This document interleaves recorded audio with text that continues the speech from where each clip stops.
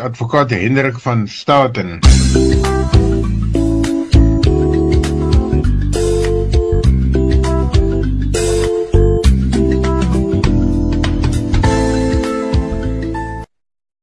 Luisteraars, ons gesels vanoggend verder met advokaat Hendrik van Staten. Sy praatjie lig op die reg.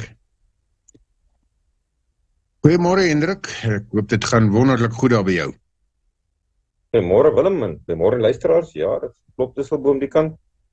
Ja, vanoggend praat ons 'n bietjie oor en ek gebruik die afkorting KI, kunsmatige intelligensie en die wetlike toepassing daarvan op kinders en ook aspekte. So nou vir die boere net duidelik stel, dis kunsmatige intelligensie en nie KI, soos mense dit ken as dit kom by beeste byvoorbeeld, wanneer mense beeste nou wil beter laat dragtig raak. Ja, maar ons hoor baie van hierdie kunsmatige intelligensie deesdae, die voordele en die nadele daarvan. En baie dankie dat jy by ons tema oor wat ons bietjie meer toespits op kinders vir die volgende paar weke praat.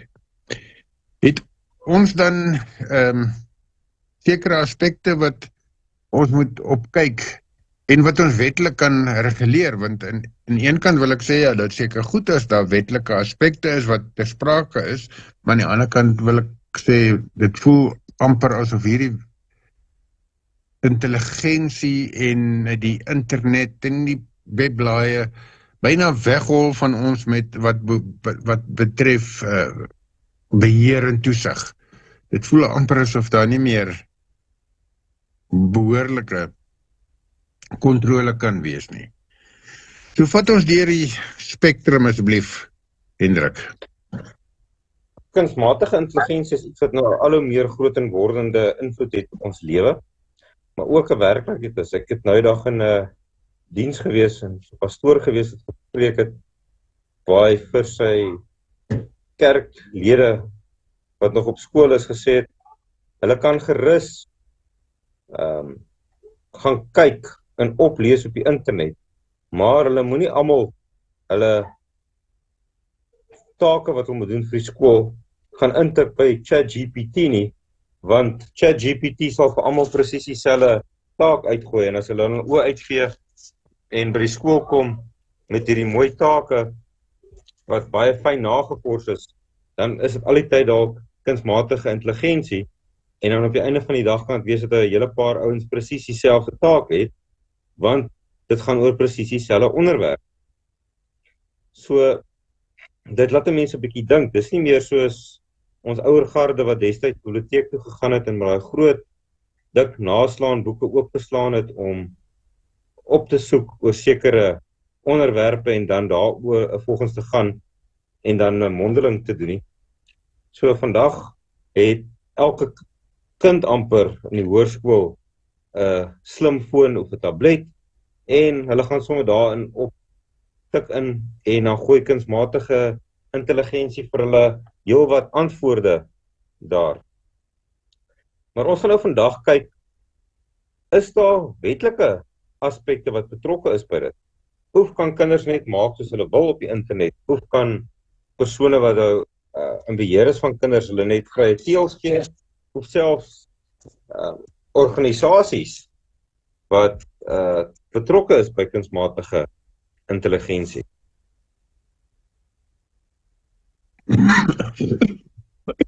Verskoning. Nou, hoe werk het? Jy moet vir ons begin by 'n begin, want eintlik is dit 'n doolhof, voel dit vir my, van beginsels en aspekte wat mense hier moet, so jy moet ergens vir ons begelei. Is dit van jongs af, of is dit van die begin van skool af, of hoe gaan jy dit benader? Maar kom ons begin by die hoeksteen van die reg in Suid-Afrika, en ons begin by die grondwet. Nou, die grondwet bied beskerming vir kinders. En dis die hoogste wet en dit bied spesiale beskerming. Spesifiek artikel 28, dat kinders die reg op beskerming teen mishandeling, uitbuiting en enige vorm van onreg het.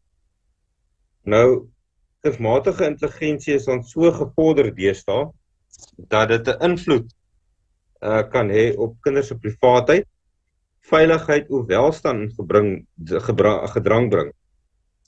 En dus moet 'n mens onthou dat hierdie artikel kinders se regte beskerm. Want eerstens, kunsmatige intelligensie het die vermoë om inbreuk te maak op jou privaatheid, want as jy jou inligting insit in daardie aanlyn kunsmatige intelligensie platforms en jy sit daarso in, ek is Kosie Koekemoer en ek's gebore op die datum en my ID-nommer is as volg en ek woon by die adres, dan is dit klaar in daai databasis van daardie kunsmatige intelligensie. En dit kan wees as iemand miskien iets intik in 'n soektog na 'n Kosie Koekemoer, dan gooi hulle die adres en daar Kosie Koekemoer se ID-nommer uit. So, dit kan 'n mens moet baie versigtig wees met kunsmatige intelligensie, want dit kan inbreuk maak op jou privaatheid. Net so kan dit dan 'n inbreuk maak op jou veiligheid, dat as jou adres dan nou uitgegooi word as hulle soek vir waar kan hy vir Kosie Koekemoer kry, en is iemand wat Kosie Koekemoer wil seermaak, dan kan dit 'n probleem hê ten opsigte van die persoon se veiligheid. So dit is alles aspekte wat 'n mens moet aandink, en dit sal dan nie wys wees vir 'n ouer om inligting van sy kind deur middel van kunsmatige intelligensie te deel oor die internet. So mense sal dink jy tik iets onskuldig in, en op die einde van die dag het dit dan 'n uitwerking op 'n mens. Hendrik, maar aan een kant is dit beskerming, en aan die ander kant is dit natuurlik iets wat seker gelyklopend is, want as jy oomblik wat jy beskerm, dan ontneem jy ook die kind die geleentheid om het te gebruik, nee, want jy kan tog nie altyd doen nie, jy kan nie vir hom sê gebruik alles, maar jy word beskerm nie. So beskerming is eintlik daai grens wat behoorlike groot word of identifikasie van jouself wil bevorder en jouself bemagtig om groot te word sonder onnodige en waarskynlik onhanteerbare afleidings, versoekings, beproewings wat op jou pad kan kom nie. Ja, want 'n mens het ook die reg vir beskerming van jou persoonlike inligting, of soos hulle dit noem die POPI-wet of die POPIA-wet, en dit is van toepassing op persoonlike inligting van kinders ook. So, daar is spesiale beskerming vir kinders se data, dus kunsmatige intelligensie wat dan nou kinders se inligting versamel, en dan is dit ook baie belangrik dat 'n kind se data kan nie toegelaat word om verwerk te word sonder die toestemming van 'n bevoegde persoon, behalwe in spesifieke omstandighede. Maar mens sien al hoe meer dat 'n mens speelgoed kry wat met kunsmatige intelligensie verkoppel is. Mens kry toepassings, soos op jou selfoon as jy jou biometriese vingerafdruk gebruik, byvoorbeeld om jou foon oop en toe te maak of te sluit. En ja, dis moet 'n mens baie versigtig wees dat 'n mens ook nie jouself blootstel deur 'n kind se data op die wêreldwye web dan nou byvoorbeeld vry te stel of jy kan daaraan bloot te stel het. En ja, dit is ook die wet op elektroniese kommunikasie en transaksies wet, maak voorsiening ook vir beskerming van minderjariges aanlyn, en kunsmatige intelligensie aangedrewe webplatforms of dienste wat op kinders gemik is veronderstel om dan toepaslike sekuriteit en privaatheidsmaatreëls te hê, maar dis nie altyd die geval nie. En dis is dit dan baie belangrik dat ouers van kinders ook weet waarmee hulle kinders besig is en wat se toepassings hulle gebruik as hulle aanlyn is. Want niks verhoed 'n kind om 'n normale Google soektog te loods om inligting te bekom, in plaas daarvan om 'n kunsmatige intelligensie toepassing te gebruik waar 'n mens byvoorbeeld jou e-posadres moet gebruik om te registreer en dan moet jy jou naam en jou van daar sit en jou adres en jou selfoonnommer en op die einde van die dag word daai goed alles in 'n database geberg wat dan jou eie persoonlike veiligheid en jou persoonlike inligting moontlik bloot kan stel aan persone wat nie daarop geregtig is nie. Veral as dit 'n buitelandse toepassing is waar die Suid-Afrikaanse regstelsel en die langarm van die gereg glad nie by kan uitkom nie. Ek wil my telkens verbaas sien oor al die moontlikhede van die internet. So as ek nou reg verstaan, dan is van die aspekte wat jy wil beklemtoon, is dit wat eintlik van die ouers se kant af moet kom om te keer dat hulle kinders se informasie nie op die internet, op die KI platforms kom nie. Of praat jy ook van die intelligensie wat die kinders kan gebruik van die internet af, of werk dit weerskante toe? Wel, eerstens, as 'n kind nog minderjarig is, het 'n ouer verantwoordelikhede teenoor 'n kind. En 'n mens wil, as die kind groter word, as die kind uit die skool uitgaan, daarom die kind beskerm teen onbehoorlike beïnvloeding en onbehoorlike kommunikasie of persone wat probeer prooi op kinders.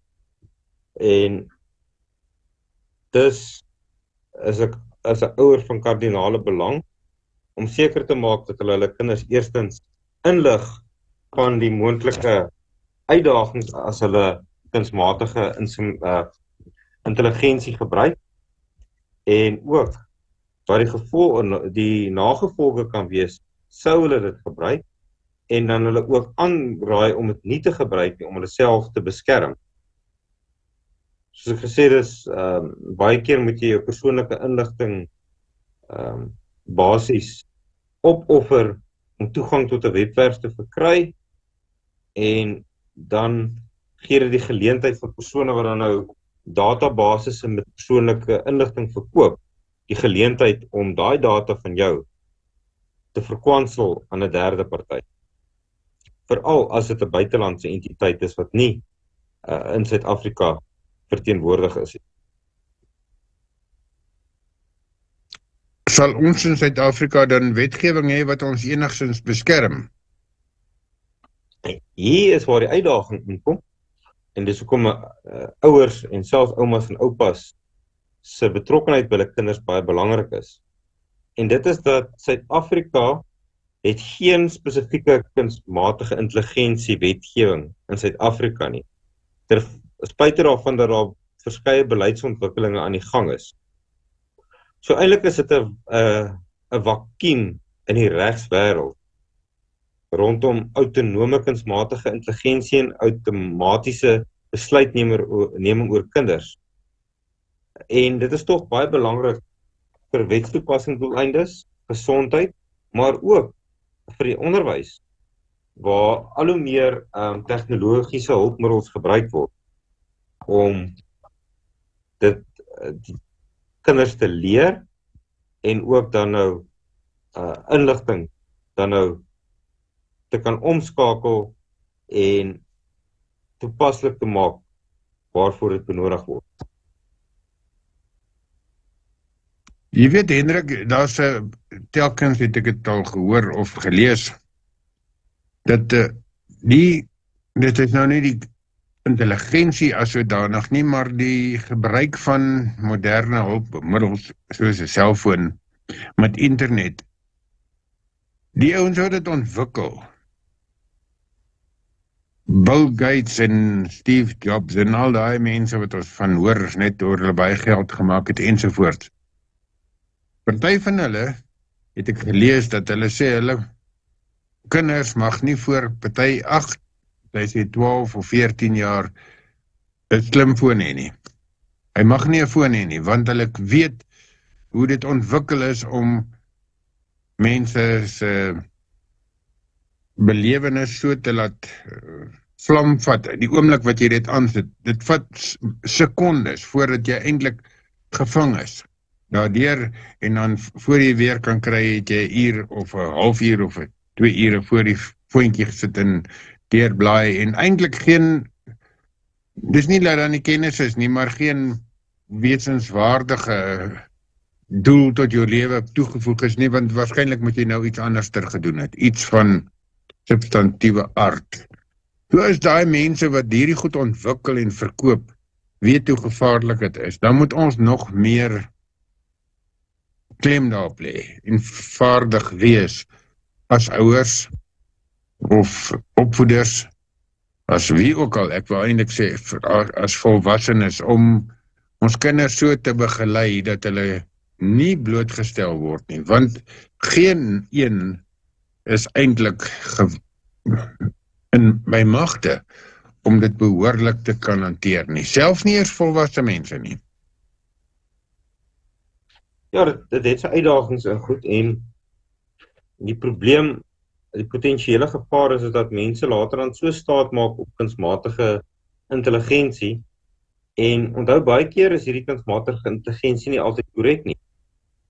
Ons het in die regsveld al gesien, dat regspraktisyns probeer het om deur middel van kunsmatige intelligensie betooghoofde op te stel, wat jy in die hof moet dan voorlê aan die regter, en dit het op die einde van die dag gebleik, dat hierdie kunsmatige intelligensie vat verskeie sake, en dan baie keer dan skep dit nuwe sake wat nog nooit plaasgevind het nie, en dan probeer 'n prokureur of 'n advokaat 'n regter oortuig dat daar sekere bepalings in 'n sekere saak gemaak, maar wanneer 'n mens wel die saak gaan opsoek, dan sien 'n mens, maar daar bestaan nie so 'n saak.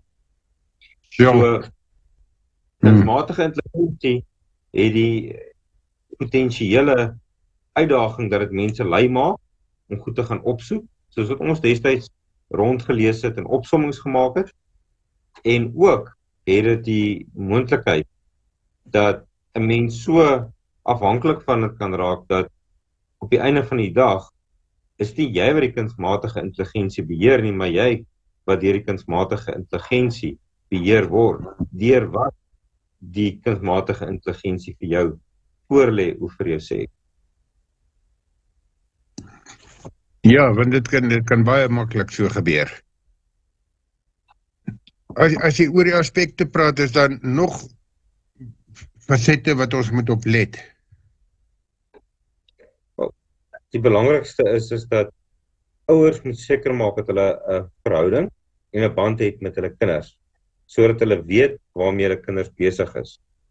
En hulle moet verantwoordelikheid neem, want onthou, kinders onder die ouderdom van 18 is nog nie heeltemal bevoeg om sekere besluite in die lewe te neem nie.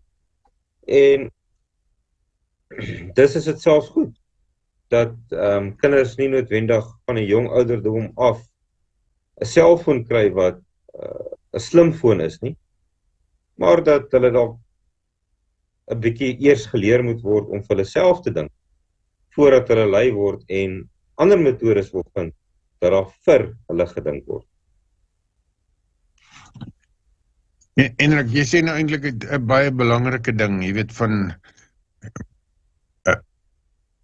'n oogpunt van menslikheid. En die eerste het jy gesê, die verhouding moet daar wees tussen jou en jou kind.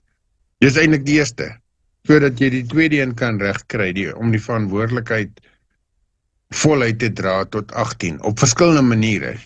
Natuurlik moet jy hom begelei en reg help deur jou teenwoordigheid in jou verhouding met hom, maar die ander deel van die verhouding is ook om te kyk wat gaan op sy elektroniese goeders aan, weet, sy elektroniese, sy foon of sy rekenaar of internet, wat ook al hy gebruik.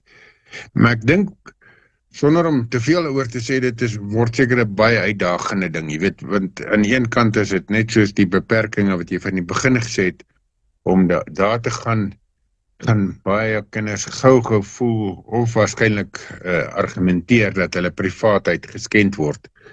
Terwyl dit eintlik die verantwoordelikheid van die ouers is om, soos ons telkens al gehoor het, nie net van jou nie, maar van verskeie ander persone, dat ons die verantwoordelikheid as ouer mense om te kyk wat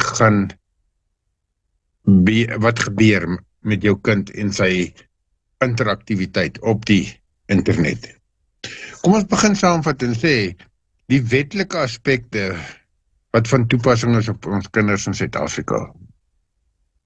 Jy het eintlik gesê dat hulle die regte het tot beskerming.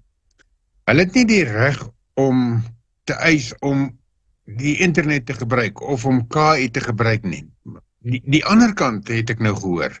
Die wet is daar om die kinders te beskerm teen, en net die ouers en opvoeders en mense wat by hulle betrokke is, kan eintlik daai beskerming vir hulle gee. So kinders is werklik die sagte teikene en moet gehelp en beskerm word. Dis nie asof hulle kan eise stel. Dis nie waaroor dit gaan vanmôre nie.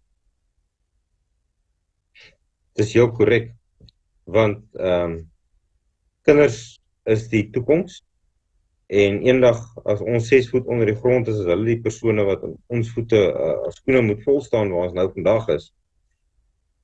En soos wat ons maar altyd geleer het van kleins af, buig die boompie terwyl hy nog jonk is. Gee die boompie genoeg kunsmis en help hom reg om te groei.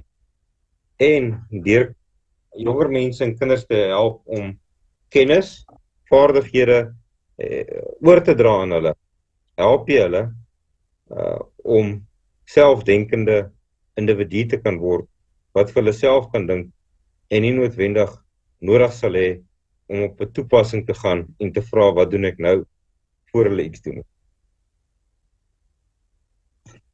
Ja, Hendrik, jy weet, baie keer dan dink ek moet dankbaar wees dat ek verby die ouderdom is wat my eie uitdagings betref. Dit voel byna, maar ek besef ook dat soos jy en ander mense met jonger kinders leef in 'n ander tyd en julle is makliker met 'n klomp van hierdie aspekte en baie meer toegerus as wat ons was op ons ouderdom. Maar natuurlik op ons ouderdom was die goed nog nie eens bestaan nie. Weet ons kinders so jonk was nie.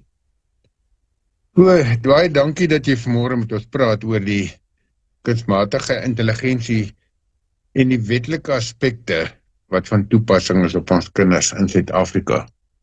Sekerlik 'n veld wat nog grootliks uitgebrei ondersoek en beskrywe moet word.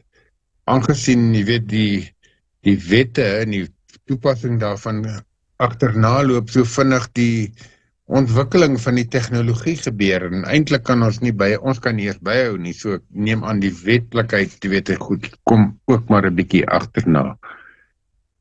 Baie dankie.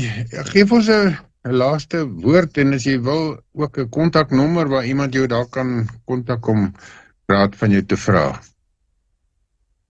Ja, luisteraars, raak betrokke by jou kinders en oupas en oumas by kleinkinders, weet waarmee hulle besig is, help hulle, dra kennis en vaardighede oor, dat hulle nie op die einde van die dag van 'n stukkie tegnologie afhanklik is nie. En die dag as daai tegnologie nie meer werk nie, dat hulle weet om hulle self besluite te neem en wat om te doen. Ja, so enige navraag is of iets, luisteraars welkom vir my e-pos te stuur. My e-posadres is hppans3 en dan is die @ by gmail.com. En ja, ek luister gewis na navraag. En as daar enige iemand wat enige voorstelle het oor spesifieke onderwerpe, is julle welkom om vir ons te laat weet. Daar sê, dis advokaat Hendrik van Staden met lig op die reg en hy het vanoggend met ons gepraat oor die kunsmatige intelligensie se wetlike aspekte wat van toepassing is op die kinders in Suid-Afrika. Baie dankie Hendrik, tot 'n volgende keer. Tot 'n Willem en geseënde week aan ons luisteraars.